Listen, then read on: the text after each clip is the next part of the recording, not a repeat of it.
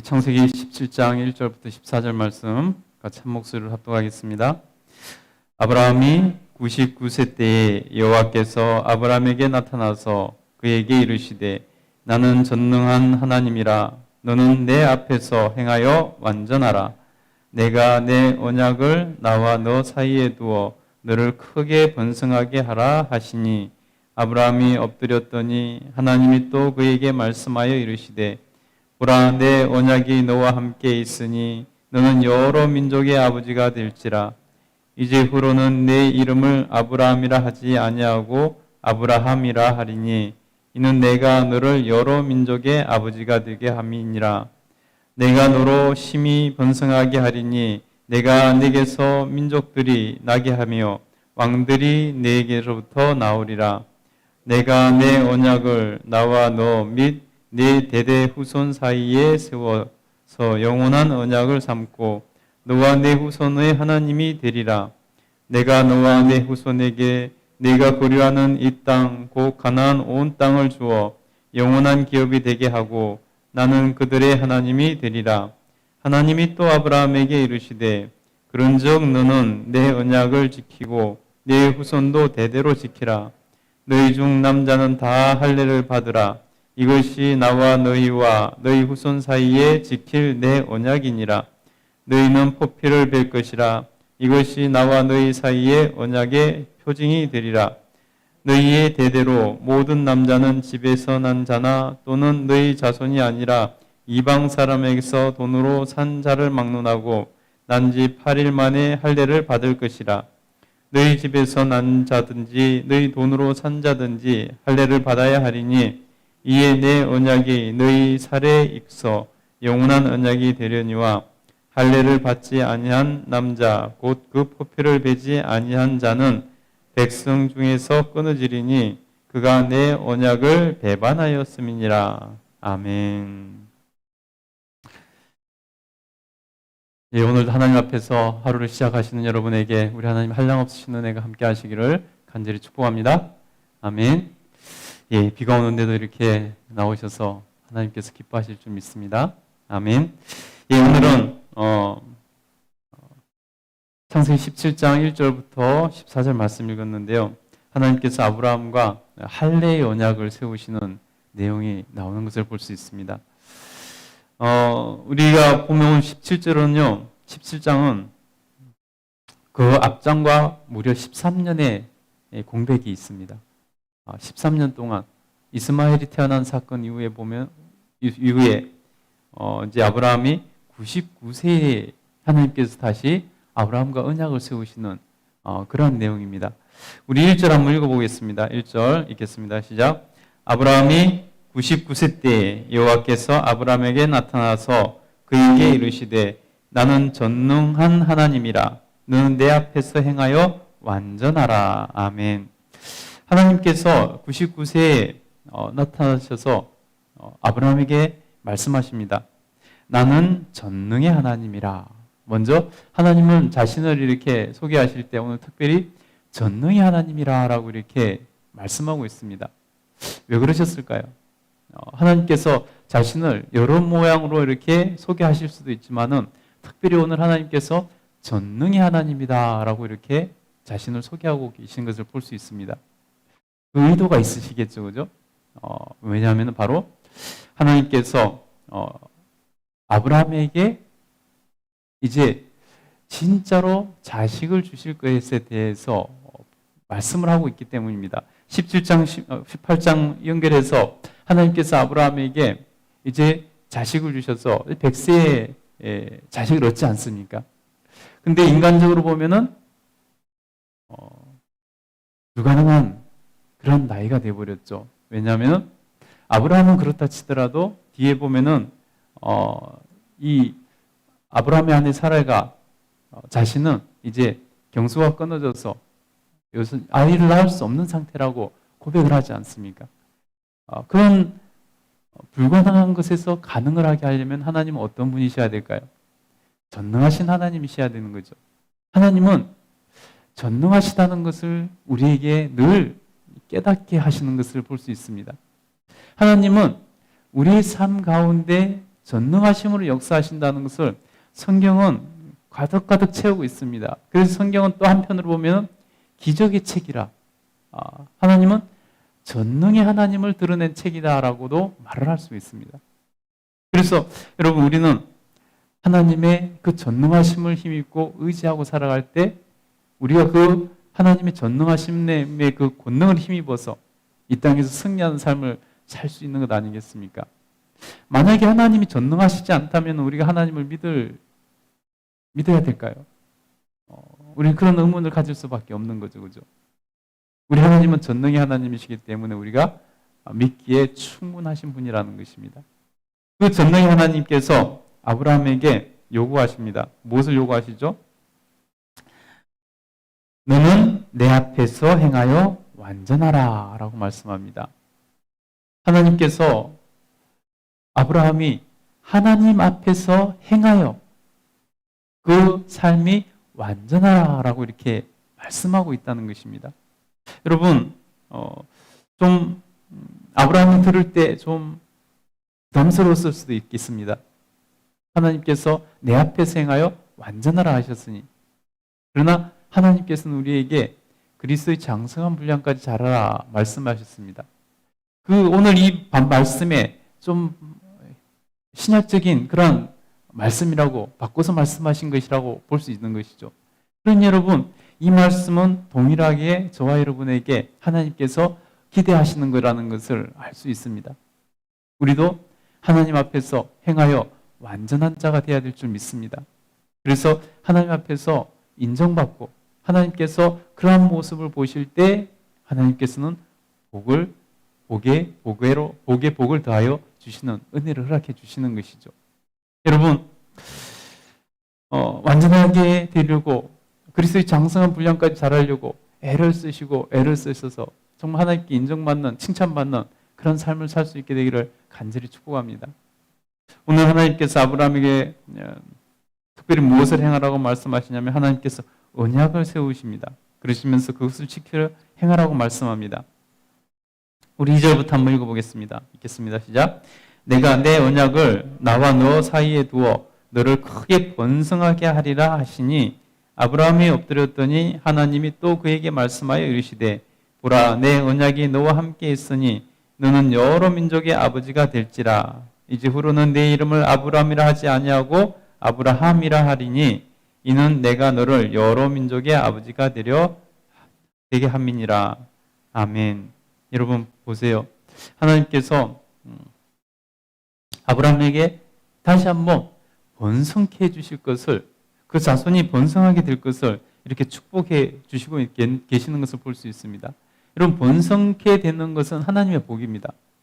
하나님 앞에서 번성한 삶을 사는 것은 하나님의 복입니다. 여러분, 하나님께서 주시는 이 복을 누릴 수 있게 되기를 간절히 축복합니다. 여러분, 자손들이 다 번성하게 되기를 간절히 축복합니다. 하나님께서 그것을 언약이라고 또 말씀하십니다. 그러면서 아브라함에게 그의 정체성을 분명하게 다시금 재정의해 주시는 것을 볼 수 있습니다. 무엇으로요? 이름을 바꿔주심으로. 여러분, 이름에는 그 사람의 정체성이 들어있는 거잖아요. 그죠? 우리가 좋은 이름을 가지려고 하는 이유가 거기에 있고, 또 그 이름을 처음에 태어나면서 지을 때 부모가 그런 바람으로 아이의 이름을 지어주지만은 그 아이가 자라면서 자기가 살아온 궤적이 그 이름에 투영돼서 그 이름, 그러면 그 사람의 그런 특성들, 그런 인격들, 그런 모습들이 떠오르지 않습니까? 우리가 누구의 이름을 딱 들으면 이제 그 사람의 원래 이름이 가지고 있는 뜻과 더불어서 그 사람이 어떤 삶을 살고 있는지 그것이 우리에게 딱 떠오르지 않습니까? 그 정체성이라는 것이죠. 하나님께서 아브라함이라는 이름을 아브라함이라고 이렇게 바꿔주십니다.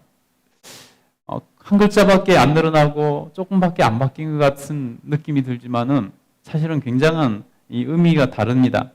아브라함이라는 것은 뭐냐면 존귀한 아버지라는 의미입니다. 존귀한 아버지. 그럼 아브라함은 무슨 뜻이냐면요, 바로 열방의 많은 무리의 아버지라는 이런 뜻입니다. 여러분, 아브라함이 실수함으로 인해서 하갈을 통해서 인간적인 아들을 낳았지 않습니까? 인간적인 방법으로 낳았지 않습니까? 이미 하나님께서 그에게도 큰 민족을 이루게 해주시겠다고 약속을 하셨습니다. 아브라함은 그냥 한 민족의 아버지가 될 수가 없는 상황이 되어버렸습니다. 아브라함은 그래서 이스마엘을 낳고 이스마엘이나 잘 되게 해주십시오. 심지어 이렇게까지 말을 했죠. 근데 이제 그 이름이 존귀한 아버지 아브라함에서 더 이상 그는 이제 존귀한 아버지라기보다는 여러 민족의 아버지, 열방의 아버지, 여러 민족의 아버지, 여러 무리의 아버지라는 의미로 아브라함이라고 바꿔주셨습니다. 그래서 이스마엘만 내 자손이 아니라 이제 진짜로 하나님 주실 자손이 있다는 것입니다. 그래서 여러 민족의 아버지가 되어버린 것이죠. 이 이름은 사실은 이름이 바꿔진 것은 제가 볼 때는 좋은 것 같지가 않습니다. 왜냐하면 하나님이 말씀하신 그 민족의 아버지가 되어서 존귀한 아버지로 남는 게 좋은 것이지 인간적인 방법으로 태어난 아들까지 있어서 여러 민족의 아버지가 되는 것은 그렇게 좋은 것이 아니지 않습니까? 그렇죠? 그래서 그러나 하나님께서 그가 행한 것에 대해서 책임을 지게 하시는 것이죠. 그가 행한 것에 대해서 하나님께서 책임 있게 그의 정체성을 다시 규정해 주고 계시는 것을 볼 수 있습니다. 그래서 아브라함이라고 이렇게 이름을 바꿔 주십니다. 그러나 여전히 하나님께서는 원래 하나님이 가지고 계셨던 인류를 구원할 그런 민족, 메시아가 오신 민족으로서 그 아브라함의 소명, 아브라함의 사명을 여전히 하나님께서는 유지하고 계시고 그것을 이루어 주시겠다라고 말씀합니다. 우리 6절부터 다시 한번 읽어보겠습니다. 시작. 내가 너로 심히 번성하게 하리니 내가 너에게 민족들이 나게 하며 왕들이 내게로부터 나오리라. 내가 내 언약을 너와 내 및 내 대대 후손 사이에 세워서 영원한 언약을 삼고 너와 네 후손의 하나님이 되리라. 내가 너와 네 후손에게 내가 그리워하는 이 땅 곧 가나안 온 땅을 주어 영원한 기업이 되게 하고 나는 그들의 하나님이 되리라. 아멘. 하나님께서 다시 한번 번성케 되던 복, 또 하나님께서 자손 대대로 복을 주시고 언약을 세우셔서 정말 이 땅을 하나님께서 너희 자손 대대로 후손에게 주리라라고, 그래서 영원한 기업이 되게 하리라라고 말씀해주고 계신 것을 볼 수 있습니다. 그래서 하나님께서 세우신 이 언약의 증표로 할례를 행하라라고 말씀하고 있습니다. 그래서 그 할례를 보면서, 할례의 자국을 보면서 늘 하나님과 세운 이 언약을 기억하라라고 말씀하고 있습니다. 여러분, 하나님과 우리는 언약의 관계에 있다는 것을 알아야 됩니다. 우리가 하나님과 언약의 관계에서 벗어나면은 우리는 더 이상 하나님의 자녀가 될 수가 없는 것입니다. 그래서 심지어 뭐라고 말씀하시냐면요, 이제 그 뒤에는 이제 할례의 내용들에서 이제 어떤 형식으로 하고 8일 만에 하고 나면서 8일 만에 하고 뭐 이렇게 말하는 중요한 게 뭐냐면요, 우리 14절 한번 읽어보겠습니다. 14절 읽겠습니다. 시작. 할례를 받지 아니한 남자 곧 그 포피를 베지 아니하는 자는 백성 중에서 끊어지리니 그가 내 언약을 배반하였음이라 라고 말씀합니다. 하나님께서 이번에 하신 그 언약은 13절 마지막 부분에 보면요, 내 언약이 너희 살에 있어 영원한 언약이 되려니와, 하나님께서 그 언약의 증표를 우리의 살에 주셨다는 것입니다. 우리 살갗에서 그냥 주셨다는 거예요. 포피를 뱀으로. 그래서 그 언약을 언약을 포피를 빌 때마다 그 언약을 하나님과 갱신하는 것이 되는 것이죠. 아브라함의 자손들이. 근데 그 포피를 베지 아니하는 자들은 백성 중에서 끊어질 것이라고 말씀합니다. 왜냐하면 언약을 포기한 자들이기 때문에. 왜냐하면 하나님과의 언약을 배반한 것이라고 말씀하고 있기 때문입니다. 여러분, 우리가 그리스도인으로 살아가면서 정말 중요한 것은 뭐냐면요, 하나님께서 우리에게 주신 이 구원의 언약을 온전히 지키고 살아가는 것입니다. 예수님을 통해서 우리와 하나님께서 십자가의 언약을 하신 것입니다. 그래서 예수 그리스도를 온전히 믿고 행하는, 그래서 그리스도의 장성한 분량까지 자라는 것을 포기하지 않고 나가는 그 사람이 우리가 언약을 지키는 사람이라고 할 수 있는 것입니다.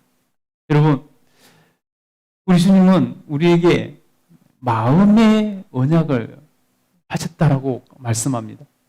여러분, 우리 살갗에서가 구약시대에는 언약을 표현했지만은 이제 예수 그리스도의 십자가를 통해서 이제 우리 마음에 할례를 행하셨다라고 말씀하고 있습니다.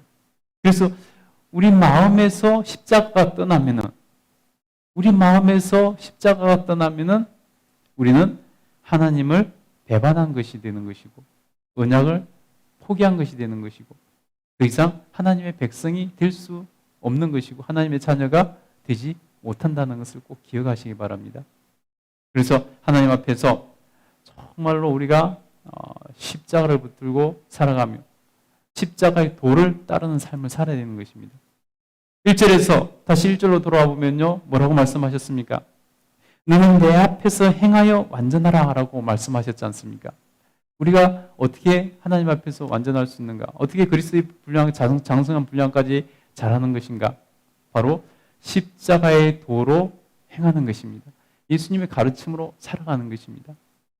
그러면 우리가 그리스도의 장성한 분량까지 자라는 것, 오늘 말씀대로 하면은 하나님 앞에서 행하여 완전해지는 그러한 단계까지 이르게 되는 것입니다.